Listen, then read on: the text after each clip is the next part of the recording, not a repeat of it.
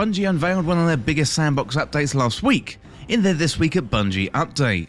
So this means we're going to have a whole host of changes coming to exotic weapons in Season 17, and that means it's going to be worth taking another look at each of these exotics. Well, today I'm going to run through all the changes coming so you can prepare and bag some of these exotic weapons so you're ready for the new season when it arrives in late May. Well, if you're new around here or find this useful, don't forget to hit that subscribe button down below for all the latest Destiny 2 content and turn on notifications by hitting that bell. And roughly 98% of viewers who watch This Week in Video Games aren't subscribed, so subscribe today and never miss an update. Well, Bungie is balancing some of their least loved exotic weapons, so without further delay let's dive into the list of exotics that have got incoming improvements. Well, first of all, we've got all of the exotic Glaives. So all the exotic Glaives are getting a buff because quite frankly they were released in a terrible state.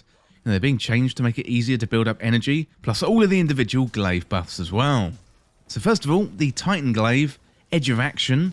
Players now gain a void overshield while inside the bubble, and Helm of Saint 14 now applies to this bubble as it does for Ward of Dawn.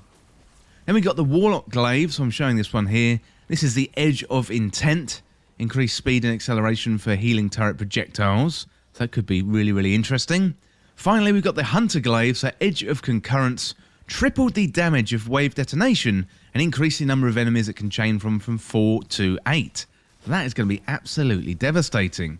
Now, looking at the changes, the Hunter change is probably the most exciting, given the chaining has increased from 4 to 8, and that should be an absolutely massive impact. Now, the Warlock changes also look good too, so hopefully the exotic Glaives will find a place in the sandbox when these are adjusted. We've also got some global changes to Glaives coming. That's going to affect all of them, not just the exotic ones. So we've got increased melee damage versus PvE enemies, except for bosses and vehicles, by 25%, reduce the energy drain speed while shielded by 30%, and increase the projectile speed dependent on the range stat. So you can get the exotic Glaives by doing the Witch Queen quest, and you can check out a guide on This Week in Video Games for more information. Just simply search exotic Glaives, and you should find that guide. Next up, we got one of my personal favourites, and it's the Graviton Lance.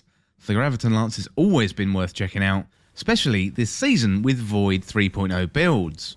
Well, now we got even more motivation for another look as the Catalyst and its effects are getting a total rework. Previously, the Catalyst provided the perk Hidden Hand, well now it's granting Vorpal Weapon and Turnabout, so that is a real improvement. And also exotic primary weapons got a big buff with the Witch Queen, so Graviton Lance is definitely one to look at again. You can get that exotic pulse rifle from Xur.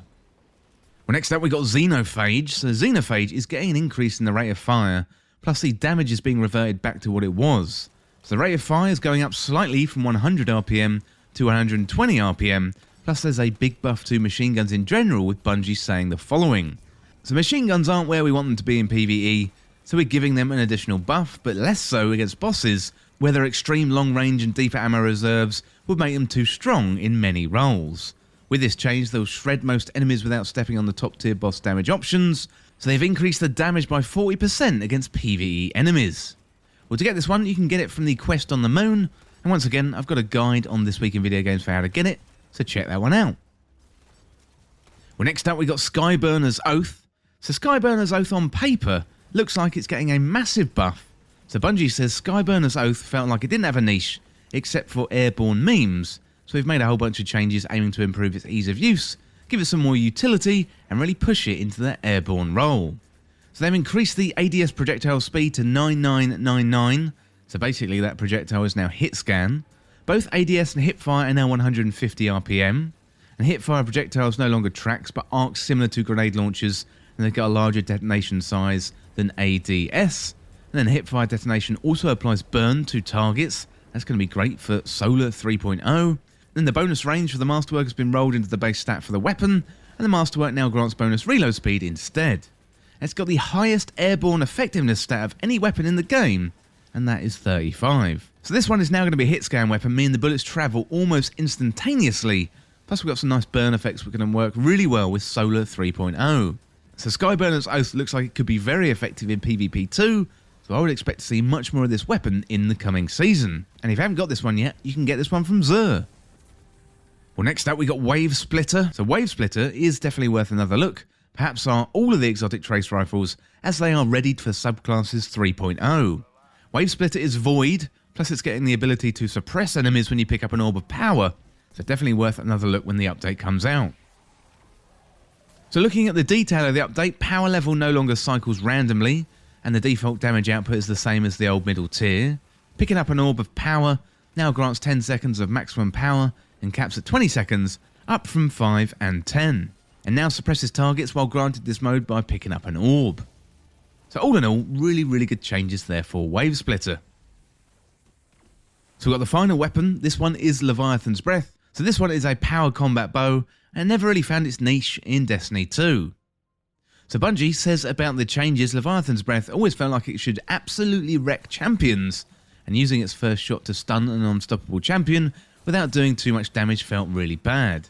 So Archer's tempo, from its catalyst, is significant on paper, but in practice that draw speed, the buff, isn't as noticeable as we'd like. Overall, we hope the changes make it feel better against all types of champions and other tough enemies in hard content. So we've got a long list of changes here. So the Archer's tempo perk from the catalyst now has an increased effect just on this weapon, and the standard draw time scaler for Archer's tempo is 0.75x, and it's now 0.56x on Leviathan's Breath. Added a small delay before detonation on champions, mini-bosses and bosses. That allows the impact to stun unstoppable champions, and the detonation to deal bonus damage against a stunned champion. And damage changed to be more of an even split between impact and detonation, and increased damage across the board by 50%, and overall damage versus champions is roughly doubled, even more compared to shooting an unstunned unstoppable champion. So you will need the catalyst to benefit 100% from the improvement, as that gives you Archer's tempo and you get an increased draw time. But more importantly, we're getting a 50% damage increase across the board, plus that damage against champions has been doubled. So Leviathan's Breath looks like it's going to be one to watch next season, and has the potential to output some of the biggest damage in the game. And if you're looking to get this one, you can get it from the exotic kiosk in the tower. Well, let me know in the comments which exotics you're most excited for going into Season 17. If I've missed anything off this list, share your ideas down there with the community. Well, that is it for this look at the best exotic weapons to get for Season 17 in Destiny 2.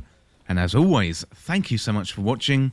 For more Destiny 2 content like this, hit that subscribe button down below and subscribe to This Week in Video Games. Or you can check me out on Twitter at TWIVG Podcast. If you enjoyed this video, found it useful, liking and sharing the video would really help me out. Otherwise, check out the other videos on the channel. Well, thanks again, and I'll see you soon.